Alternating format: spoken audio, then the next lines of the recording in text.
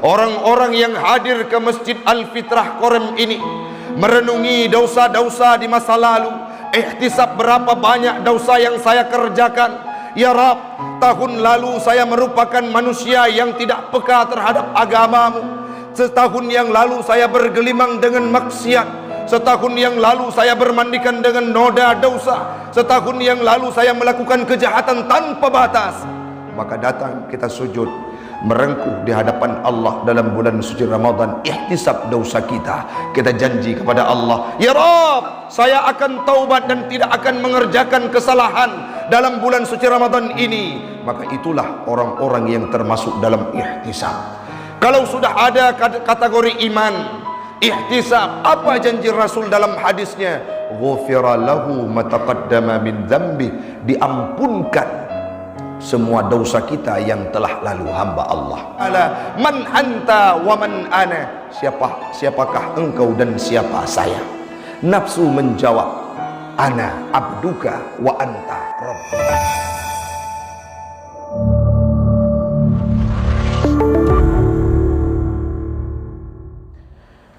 فقال الله تعالى في القرآن الكريم أعوذ بالله من الشيطان الرجيم بسم الله الرحمن الرحيم يا أيها الذين آمنوا كتب عليكم الصيام كما كتب على الذين من قبلكم لعلكم تتقون وقال النبي في الحديث من صام رمضان إيمانا واحتسابا غفر له ما تقدم من ذنبه صدق الله العظيم وصدق النبي رسوله الكريم ونحن على ذلك من الشاهدين والشاكرين إلهي أنت مقصودي ورضاك مطلوبي أعطني محبتك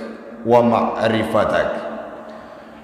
Jamaah sidang solat Jumat sekeyakinan seakidah yang kami muliakan, marilah di awal perjumpaan kita hantarkan puja dan puji kepada Allah Subhanahu wa Ta'ala yang telah memberikan satu bulan yang penuh berkah, yang telah memberikan satu bulan yang penuh dengan maghfirah kepada kita umat Muhammad dengan pahala dan kelebihan yang luar biasa.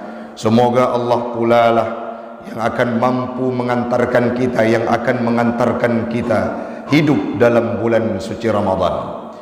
Salawat dan salam keharibaan baginda Rasulullah sallallahu alaihi wasallam kepada al dan sahabat beliau sekalian yang telah memberikan dedikasi kontribusi terbaiknya untuk Islam, agama saya, agama anda, agama kita semua. Jamaah, marilah kita panjatkan secuil doa. Ya Rabb, seperti hari ini kami berkumpul di bawah Masjid Al-Fitrah ini, ya Rabb, dalam waktu yang engkau ijabah doa, kumpulkan kami kelak di yaumil qiyamah dalam syurgamu, Jannatul Firdaus, Jannatul Ma'wa, bersama baginda Rasul Nabi Muhammad sallallahu alaihi wasallam. Amin, amin, amin ya rabbal alamin. Yang kami hormati seluruh jamaah yang tidak mungkin disebutkan namanya satu persatu, insyaallah semuanya kita akan dimuliakan oleh Allah Subhanahu wa Ta'ala. Hamba Allah orang syi'lun adun ado yang lentuan pemulia.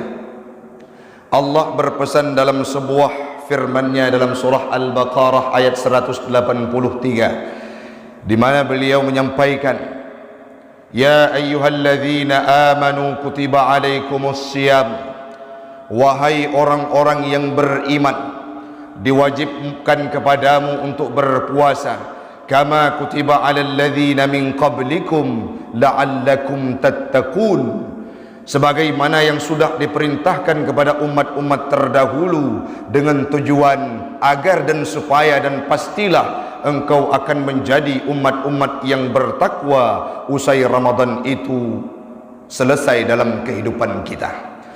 Sepenggal ayat, satu cuil ayat dari banyaknya ayat dalam surah Al-Baqarah, bahkan dalam Al-Quran.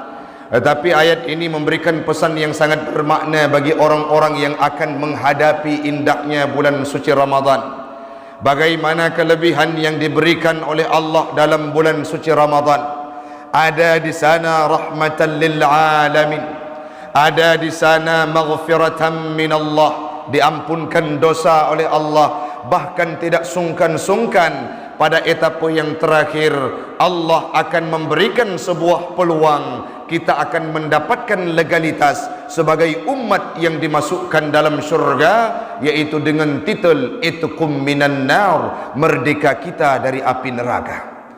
Proses demi proses dalam bulan suci Ramadan, amalan demi amalan dalam bulan suci Ramadan, kegiatan demi kegiatan dalam bulan suci Ramadan, itu hanya akan mampu dijalankan oleh orang-orang yang memiliki nilai-nilai iman, yang memiliki jiwa-jiwa iman, yang memiliki pandangan iman dalam kehidupan mereka. Apa itu iman ya Ustaz? Aqdum bil qalbi wa iqrarum bil lisan wa amalum bil arkan. Secara implisit, substansi yang ingin kita bahas adalah orang-orang yang sudah meyakini bahwa puasa Ramadan ini adalah perintah dari Sang Maha Agung yang akan dilaksanakan dengan mana semestinya, yakin terhadap perintah kewajiban puasa. Itulah orang-orang yang dipanggil oleh Allah dalam Al-Quran, ya ayyuhalladzina amanu.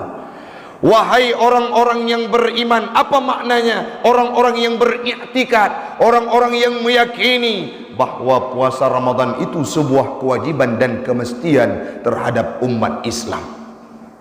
Banyak kita dapati hari ini orang-orang yang sudah berKTP-kan Islam tetapi tidak mampu menjalankan fitrah ibadah puasa. Orang-orang yang sudah mengucapkan kalimat syahadah, berapa banyak di antara mereka yang kadangkala pagi tidak berpuasa, tetapi saat sore mereka berduyun-duyun ke masjid. Kenapa? Karena ada takjil yang disediakan. Artinya dia memanipulasi terhadap ibadah puasa di pandangan manusia yang lainnya. Padahal Allah berkata, Allah menyampaikan kepada Nabi Muhammad dalam sebuah hadis kudusi, saumu abdi li, puasa hambaku kepadaku, kata Allah, wa ana ajzi bih, sayalah yang akan membalasnya, kata Allah kepada Nabi. Kenapa demikian? Karena tidak ada satu orang pun yang akan mengetahui orang lain itu berpuasa kecuali dirinya dengan Allah Subhanahu wa taala. Iya Ustaz, dia lemah. Iya Ustaz, bau mulutnya luar biasa. Iya Ustaz, dia ludah setiap hari. Iya Ustaz, dia keriput bibirnya. Apakah ciri-ciri tersebut mampu menjamin seseorang berpuasa? Belum tentu. Maka disinilah perlulah pondasi iman yang kuat untuk kita mampu menjalankan fitrah puasa. Maka sesuai dengan hadis Nabi, man sama ramadana imanan wa ihtisaba ghufira lahu ma taqaddama min dhanbi. Siapapun yang akan berpuasa, siapapun, baik itu laki-laki, perempuan, si muda, si kaya, si orang tua, semuanya yang berpuasa iman dengan i'tikad yang kuat terhadap kewajiban puasa, sebagaimana yang dijelaskan oleh Imam Al-Mawaridi dalam kitabnya dan Imam Ibnu Hajar dalam kitab Fathul Bari. Apa yang ingin disampaikan? Orang yang berpuasa karena keyakinan sungguh-sungguh benar-benar menjalankan perintah ibadah puasa karena Allah Subhanahu wa taala, wa ihtisaba, dan dengan menghitung kebaikan. Kalau saya lakukan kebaikan dalam bulan suci Ramadan, dia hitung setiap harinya. Saya bersedekah satu akan dibalas oleh Allah puluhan bahkan ratusan kali lipat. Di luar Ramadan diberikan balasan 10 kali lipat. Dalam bulan Ramadan dilipat gandakan 10. Artinya satu kebaikan yang kita lakukan akan diberikan peluang oleh Allah Ta'ala dilipat gandakan sampai 100 kali lipat. Kita hitung pahala, kita planning apakah yang akan saya berikan kebaikan dalam bulan suci Ramadan. Yang selanjutnya ihtisab itu juga bisa dikategorikan orang-orang yang hadir ke Masjid Al-Fitrah Korem ini merenungi dosa-dosa di masa lalu. Ihtisab berapa banyak dosa yang saya kerjakan. Ya Rab, tahun lalu saya merupakan manusia yang tidak peka terhadap agamamu. Setahun yang lalu saya bergelimang dengan maksiat. Setahun yang lalu saya bermandikan dengan noda dosa. Setahun yang lalu saya melakukan kejahatan tanpa batas. Maka datang kita sujud, merengkuh di hadapan Allah dalam bulan suci Ramadan, ihtisab dosa kita. Kita janji kepada Allah, ya Rabb, saya akan taubat dan tidak akan mengerjakan kesalahan dalam bulan suci Ramadan ini. Maka itulah orang-orang yang termasuk dalam ihtisab. Kalau sudah ada kategori iman, ihtisab, apa janji Rasul dalam hadisnya? Ghufira lahu ma taqaddama min dzambi, diampunkan semua dosa kita yang telah lalu hamba Allah. Ini merupakan hal yang perlu kita prioritaskan, yang perlu kita persiapkan untuk menanggapi, menyikapi hadirnya bulan suci Ramadan. Yang selanjutnya, la'allakum tattaqun, pastilah Allah akan menjadikan kita sebagai orang-orang yang bertakwa. Bagaimana hubungannya Ustaz antara puasa dengan ketakwaan? Puasa itu dalam sebuah kajian yang pernah kami baca dalam kitab Tafsir Ibnu Katsir, dalam kitab Tafsir Jalalain karya Imam As-Suyuti dan Imam Al-Mahalli, disampaikan bahwa puasa itu adalah sebuah ibadah untuk mengkawal hawa nafsu, karena puasa menahan lapar. Kronologisnya, saat Allah menciptakan nafsu, dalam sebuah catatan sejarah dan riwayat yang pernah kami baca, nafsu itu diciptakan oleh Allah. Ditanyakan oleh Allah setelah diciptakan, man anta wa man ana, siapakah engkau dan siapakah saya? Nafsu menjawab, ana wa anta. Saya adalah saya, engkau adalah engkau. Tidak ada nyangkut paut antara aku dengan dirimu, kata nafsu kepada Allah. Setelah itu diambil nafsu, dilemparkan ke dalam neraka jahim, neraka yang sangat panas. Usai puluhan ribu tahun dibangkitkan kembali.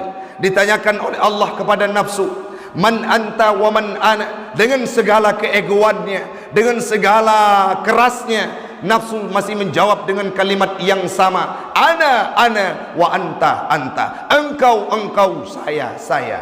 Nafsu menjawab dengan tegas. Usai puluhan ribu tahun dicampakkan nafsu dalam neraka lapar, neraka yang ditahankan lapar, diberikan cobaan lapar dalam neraka tersebut. Usai puluhan ribu tahun dibangkitkan nafsu kembali, ditanyakan oleh Allah Subhanahu wa taala, man anta wa man ana, siapakah engkau dan siapa saya? Nafsu menjawab, ana abduka wa anta rabbuna.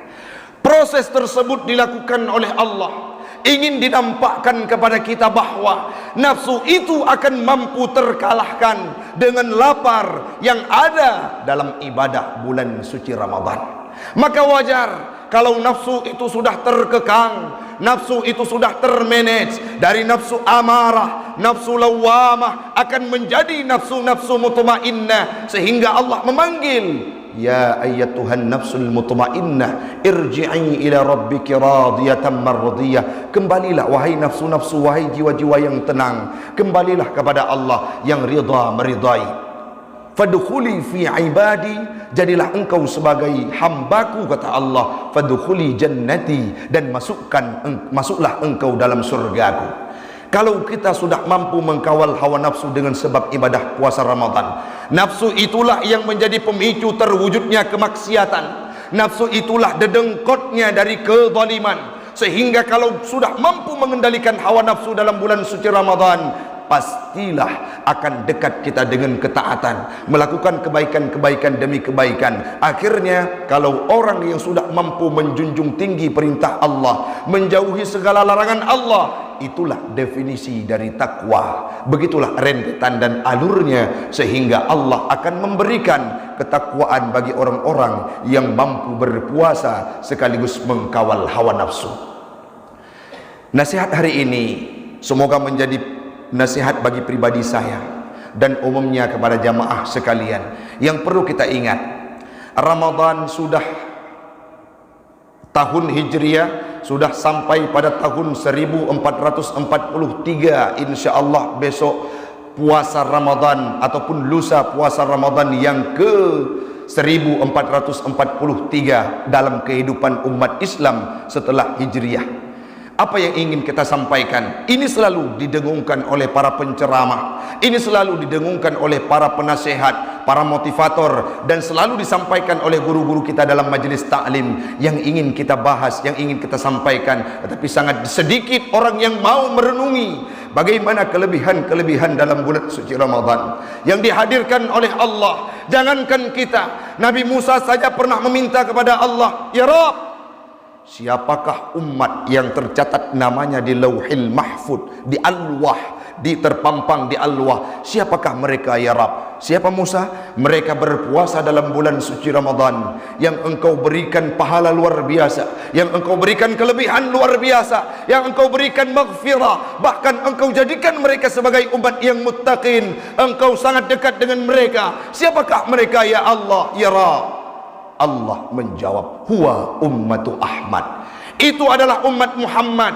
Kalau demikian ya Rabb, jadikan mereka sebagai umatku. Nabi Musa meminta kita semua menjadi umatnya tempo dulu saat berdialog dengan Allah. Apa jawab Allah?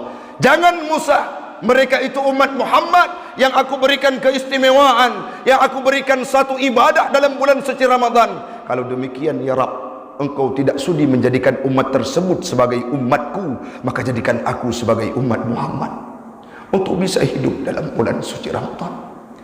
Coba bayangkan hamba Allah, Nabi Musa punya kelebihan, bisa berkata-kata dengan Allah. Nabi Musa punya kitab, Nabi Musa punya kelebihan mampu mengalahkan raja yang sangat zalim, yaitu Fir'aun. Nabi Musa tidak tersentuh oleh air saat beliau menyeberang Laut Merah, tapi dengan segala kerendahan hati karena kelebihan yang diberikan dalam bulan suci Ramadan. Ya Rabb, jadikan saya sebagai umat Muhammad. Kenapa Musa?